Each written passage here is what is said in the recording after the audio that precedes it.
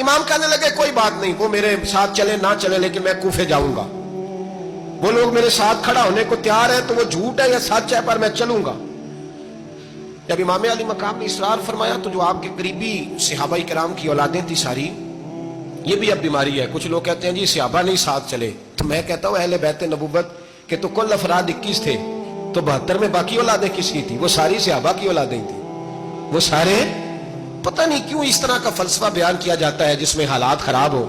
حضرت سیدنا امام علی مقام کو جب بہت زیادہ کہا گیا نا تو امام حسین رضی اللہ تعالیٰ انہوں نے فرمایا چلو میں ایک کام کرتا ہوں، مسلم بن عقیل کو بھیجتا ہوں، حضرت علی کے بھتیجے ہیں، امام حسین رضی اللہ تعالیٰ عنہ کے چچا کے بیٹے ہیں، حضرت عقیل کے صاحبزادے مسلم بن عقیل، بڑے سمجھدار آدمی تھے، معاملہ فہم تھے، بڑے جری تھے، اتنا زبردست مشورہ کم لوگ دیتے ہیں جتنا حضرت مسلم بن عقیل دیتے تھے۔ ان کو بھیجا گیا کوفے۔ اب اس میں بڑی تفصیل ہے، وہ اپنے 2 بچے بھی لے گئے۔ جب وہ کوفے پہنچے نا تو کوفے پر جناب نعمان بن بشیر کی حکومت تھی، آپ گورنر تھے اور اہل بیت سے بڑی عقیدت رکھنے والے، نرم رویہ۔ عبید اللہ ابن زیاد کوفے کا گورنر نہیں تھا، یہ کسی اور علاقے کا تھا۔ جب آپ وہاں پہنچے تو نعمان بن بشیر نے دیکھا کہ حضرت مسلم بن عقیل آئے ہیں تو لوگ دوڑے ان کی بیعت کرنے، بھاگے، اتنے لوگ جمع ہوئے کہ ایک دن میں 17,000 آدمی نے بیعت کر لی۔ کتنے بندے جی؟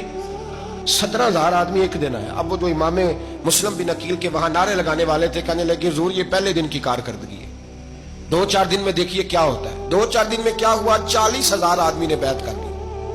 اب وہ 40,000 بندہ تیار ہو گیا۔ ادھر سے جو یزید کے وفادار تھے انہوں نے خط لکھا یزید کو کہ تو نے بڑا نرم آدمی گورنر بنایا ہے اور 40,000 بندہ چلا گیا حسین کی طرف، اگر ایک آدھ دن مسلم بن عقیل اور رہے تو جو تمہارا گورنر بیٹھے ہیں نا جناب نعمان بن بشیر، ان کو گورنر ہاؤس سے نکال کے مسلم بن عقیل قبضہ کر لیں گے، تو چپ کر کے بیٹھا ہے۔ یزید بڑا تیز تھا، اس نے ایک آدمی گھوڑے پہ دوڑایا۔ عبید اللہ ابن زیاد ایک اور علاقے کا گورنر تھا پر بڑا ظالم سا بدماش تھا، بڑا سخت گیر آدمی تھا۔ اس کو کہا کہ تو پہلے ایک صوبے کا گورنر ہے، جا تجھے دوسرا صوبہ بھی دیا۔ اس طرح کار فوری طور پہ کوفے پہنچ اور جا کے مسلم بن عقیل کو گرفتار کر، جو آدمی ان کا ساتھ پھر بھی دے اسے قتل کر دے۔ اس نے کیا کیا؟ وہ آدھی رات کو آیا، منہ چھپایا، جبہ پہنا، لوگ سمجھے امام حسین آ گئے۔ بہت سارے لوگوں نے اس کے نعرے بھی لگائے۔ وہ چپکے سے داخل ہوا اندر، اور چپکے سے داخل ہو کے اس نے سب سے پہلا کام یہ کیا کہ نعمان بن بشیر رضی اللہ عنہ کو معزول کیا، کوفے کی گورنر اس پہ قبضہ کیا۔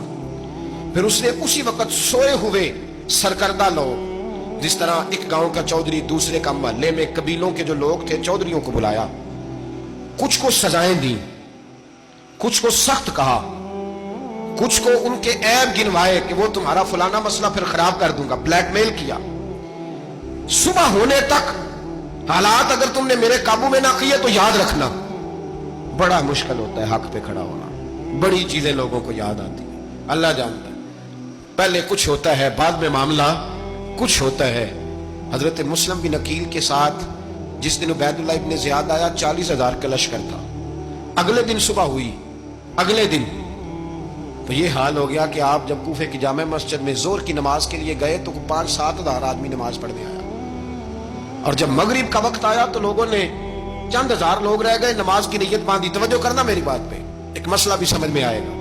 لوگوں نے نماز کی نیت باندھی تو حضرت مسلم بن عقیل امامت کر رہے ہیں، ہاتھ باندھے ہوئے ہیں، تو بہت سارے لوگوں نے پیچھے ہاتھ چھوڑ دیے۔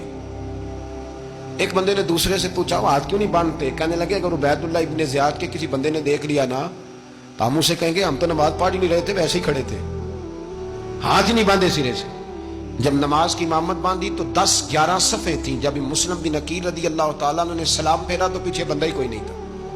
حضرت مسلم بن عقیل کو گرفتار کیا گیا۔ عرب کا رواج تھا دشمن کو سخت سزا دیں تاکہ باعث عبرت بنے۔ بہت اونچا مینار تھا کوفے کا، گورنر ہاؤس کا، اوپر لے جا کے جناب مسلم بن عقیل کو زمین پہ گرایا گیا۔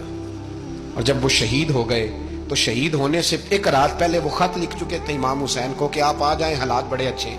خط ملا تو امام حسین مکے سے کوفے کی جانب چل پڑے۔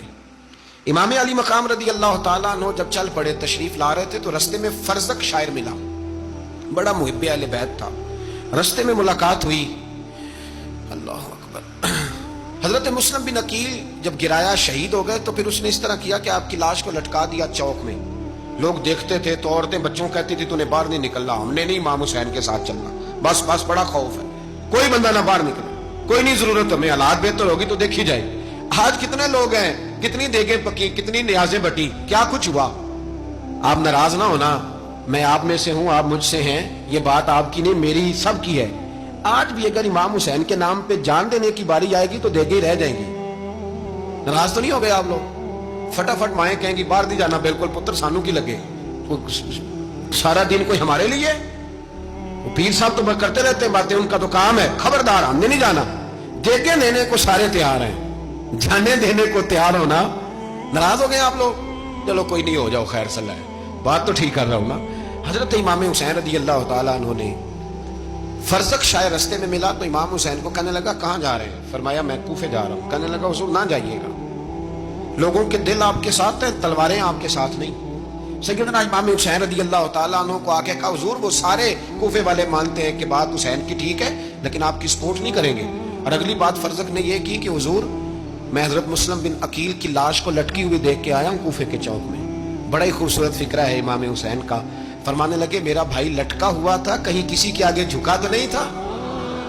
لٹکا ہی تھا نا, کہیں جھکا تو نہیں کسی کے آگے؟ کہا حضور نہیں. تو آپ فرمانے لگے اگر مسلم بن عقیل لٹک گیا تو حسین بھی لٹک جائے گا, لیکن جھکے گا. حضرت امام حسین تشریف لائے, بچوں سمیت آئے. حر بن یزید ایک شخص تھا. حر بن یزید ایک مختصر سا لشکر لے کے اس نے امام حسین کو ایک جگہ پہ روکا, پھر دوسری جگہ پہ روکا, بل آ کر تیسری جگہ پہ روکا. تو امام حسین نے فرمایا جگہ کون سی ہے؟ کہا حضور کرب و بلا. فرمایا بس یہی خیمے لگا دو, یہی. حضرت سیدہ زینب نے پوچھا امام حسین سے کہ سارے زمانے نے روکا ہے, ٹھیک ہے آپ حق پہ ہیں, یہ بھی سب نے کہا آپ حق پہ ہیں, پر روکا بھی سب نے, آپ روکے کیوں نہیں؟ تو ابن کثیر اور ابن اسیر لکھتے ہیں امام حسین رو پڑے, کہنے لگے بہن میں رک جاتا پر میں نے رات کو نانا مصطفیٰ کو خواب میں دیکھا ہے. تو حضور نے فرمایا حسین اگر آج یہ رواج پڑ گیا نا یزید جیسے لوگوں کا تو قیامت تک پڑا رہے گا. پھر لوگ کہیں گے کوئی نکلا نہیں تھا تو ہمیں بھی نکلنا, پھر لوگ ظالموں کے سامنے گردنیں جھکانے کے عادی ہو جائے. میں کہتا رہتا ہوں, کہہ رہا ہوں, کربلا کی جنگ کفر اسلام کی جنگ نہیں, کفر اسلام کی جنگ نہیں کربلا کی.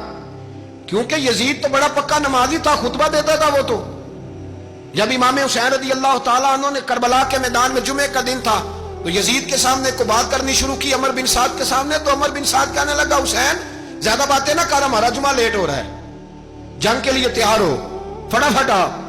اہل بیت نبوت کو قتل کریں گے اور قتل کے بعد پھر نماز پڑھیں گے اور پھر کہیں گے اللہم صلی علی محمد و علی آل محمد. اسی نماز میں پھر درود بھی پڑھیں گے.